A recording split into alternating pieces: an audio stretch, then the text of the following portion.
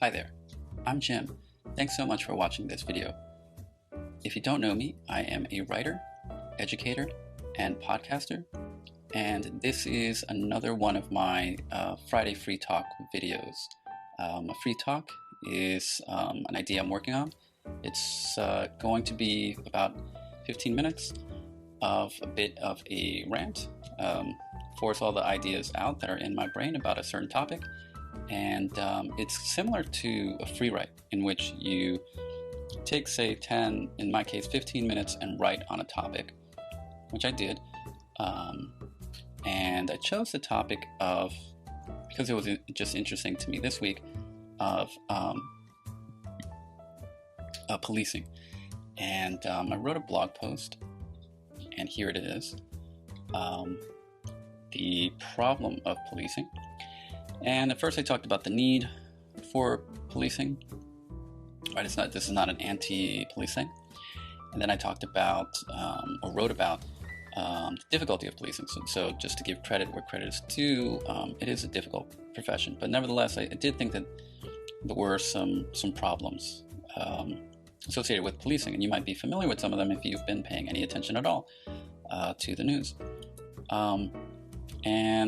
Toward a solution. So you can read that. The link will be down in the description. I will not be redoing this, right? You can read that, and I don't want to repeat myself per se.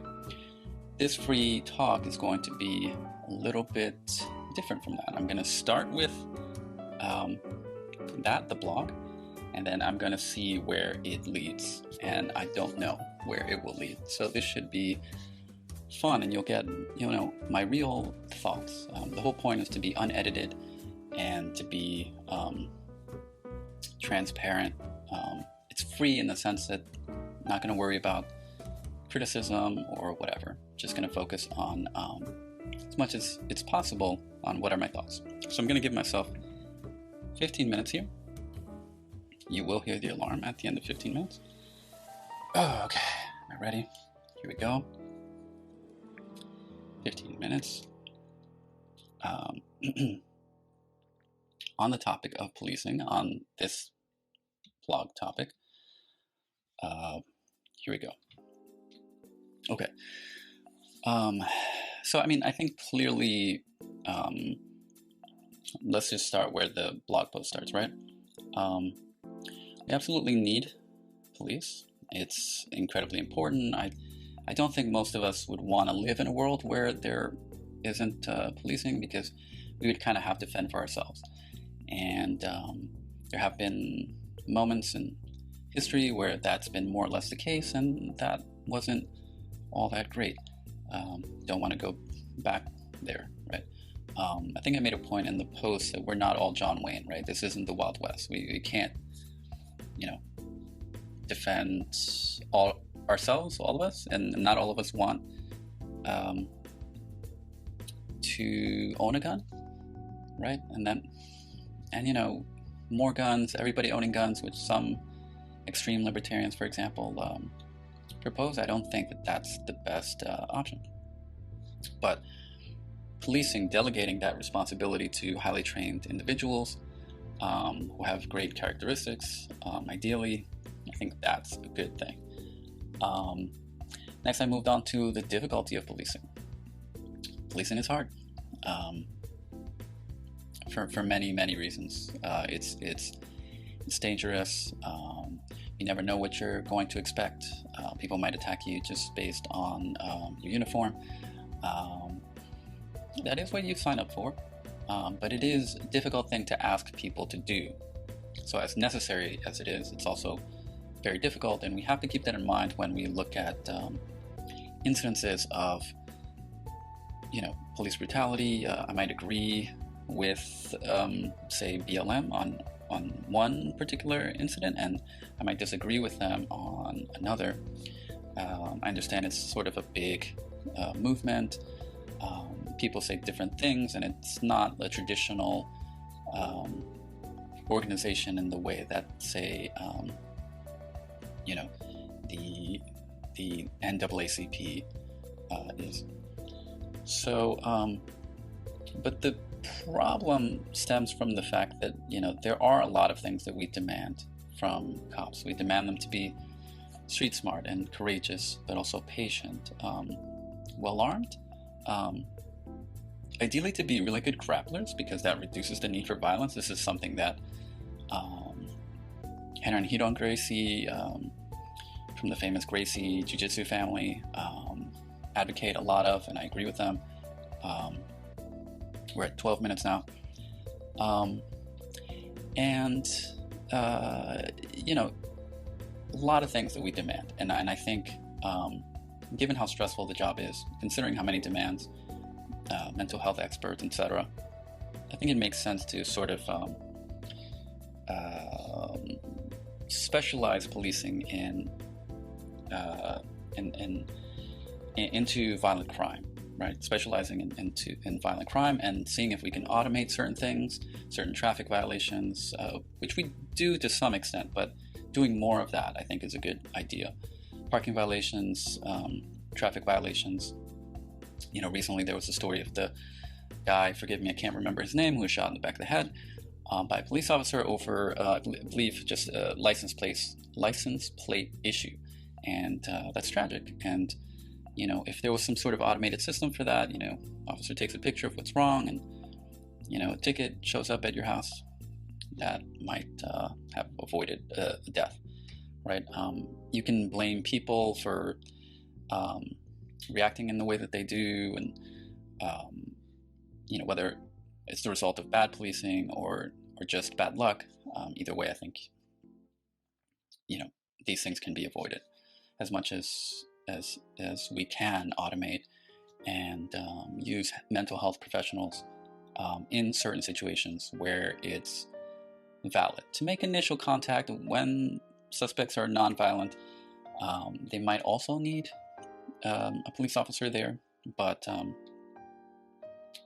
as long as the mental health professionals are making that initial contact when these individuals are nonviolent, that might make sense. So, and then there are like a lot of tragic sort of things that I reference. Yeah, you can read more about that, about people abusing their power and so on. Yeah, I guess my point was that as we pass the 10-minute mark, we haven't quite figured out policing per se, I would say. What exactly the responsibilities should be. How do we keep cops from abusing power? We have police policing themselves, and even after federal probes find wrongdoing, a lot of departments just revert back to their old ways. That's what the data show. I cite that in the blog post. How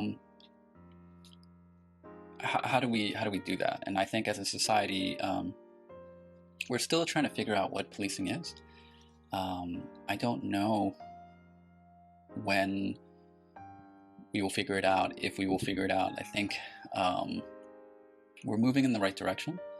I think that there is a lot of interesting development with regards to technology. What is the name of that company? There's a company that's working with police to create robots and so on. And I think this is an issue similar to, say, the body cams, right? They're really important and really useful and a good thing, but they can be abused, And so, for example, a lot of the time, the cameras seem to go off mysteriously before the officer does something bad, like in the incident that I just mentioned about the man who was shot in the back of the head. Interestingly enough, I don't know if you know this, but some of you will. Derek Chauvin, the famous cop who murdered George Floyd in broad daylight, with onlookers telling him not to, and who was found guilty. His camera, if you were watching the trial, I watched maybe the first 7 or 8 days. His body camera actually fell out before he killed George Floyd. And also interesting about that helps to explain why he did what he did, considering, I mean, he's on camera, right? Like, why is he doing that? Like, you would think he would think that he can get in trouble, no? Well, it turns out he did something. He hit if I'm remembering my facts right, and I think I am, a 14-year-old kid,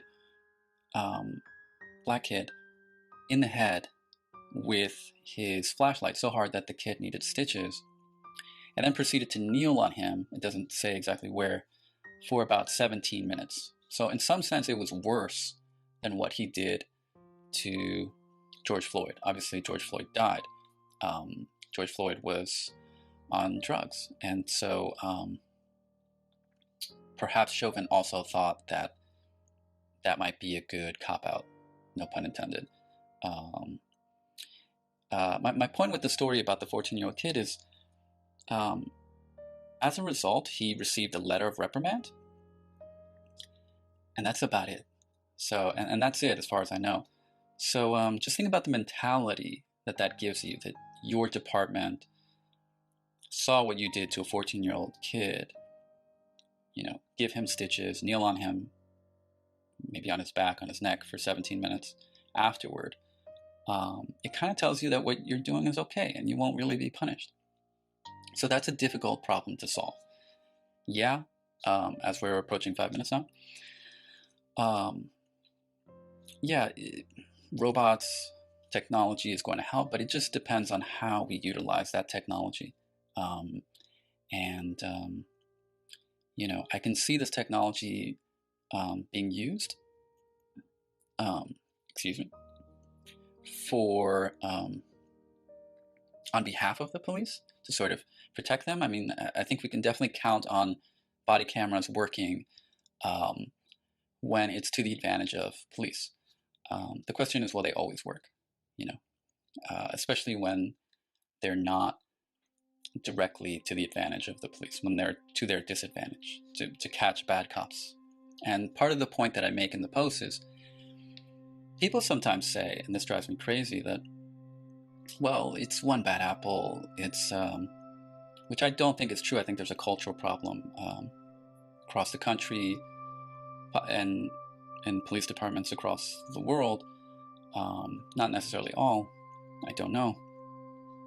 But they say, hey, what are you going to do? There are good cops, there are bad cops, there are bad people in every profession.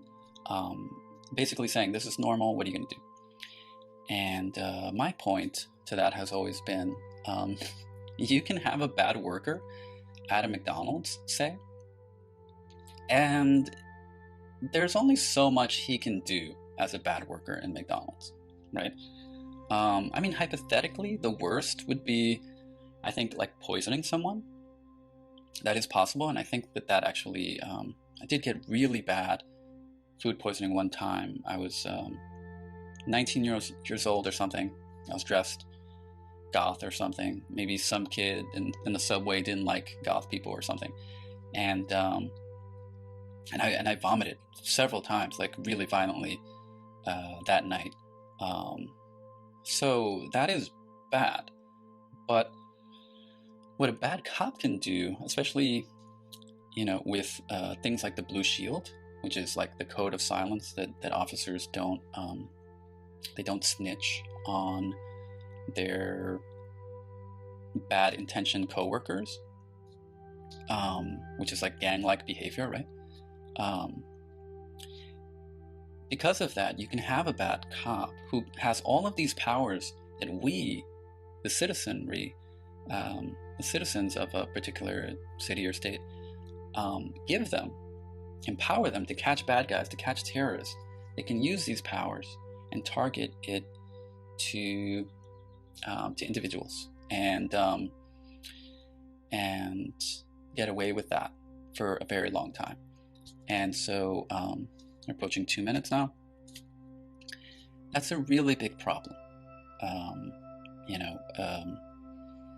under the guise of an investigation, such abuse could keep going. And I think about the stories that I've heard about the people who filmed the Eric Gardner situation in New York, or the Freddie Gray situation, and how the cops have targeted those people for filming those things, and how many of those people have just had the worst luck. It would be impossible to think that those things are just coincidences, right? It seems very likely that the police targeted these people for filming and for putting that stuff out there.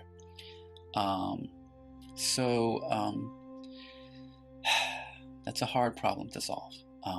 I think, as I wrote in the post, the most important thing we can do is to acknowledge that there's a problem, right?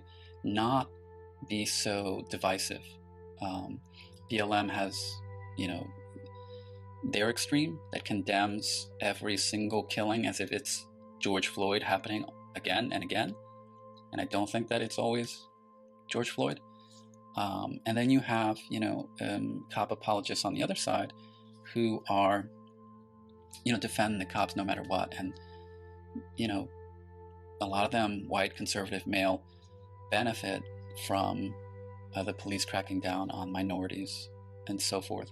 Because a lot of these white, Christian, male demographic see themselves as under the threat of dispossession. Right, this was a thing that really motivated people to vote for Donald Trump. They felt like the demographics are changing, and they don't have as much of a voice in the country. So 10 seconds left. I think that's what I want to leave you with.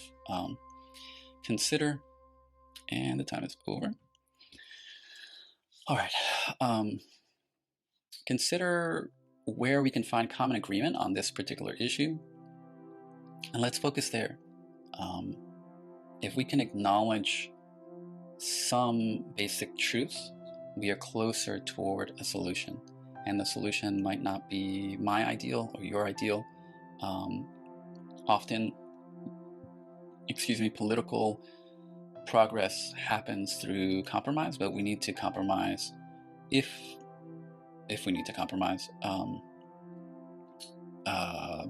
And usually we do, with good faith actors, and make a serious effort to make sure that not only are these changes what we want, but that they are realistic, and that they have some weight to them, some enforcement to them, and that bad cops can't keep getting away with bad things. There's much more to say about this particular topic for sure, but those are my free thoughts, and thank you so much for hearing them and being the people I can rant to, and I'll do this about once a week. So thanks so much. If you have suggestions on topics or the ways in which I can do this video, this type of video, this Friday free talk, free thoughts type of thing, let me know. Again, if you want to read the blog post, it is available down in the description. It looks like this, right? This is my own personal website, jamesnoguera.com. Please don't forget to like, subscribe, hit the notification bell, share, leave a comment. Did I mention that already? I don't know. And have a good weekend. Thank you. Peace.